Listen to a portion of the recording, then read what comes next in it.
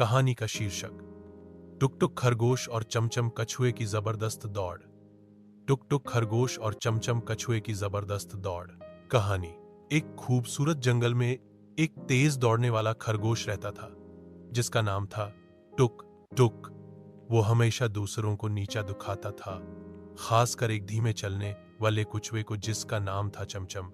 एक दिन टुक टुक ने जोर से हंसते हुए कहा, तुम मेरे साथ कभी दौड़ नहीं जीत सकते, तुम तो चलने में भी सुस्त हो। चमचम ने मुस्कुराकर कहा, दौड़ तो किस्मत से भी जीती जा सकती है अगर कोशिश सच्ची हो।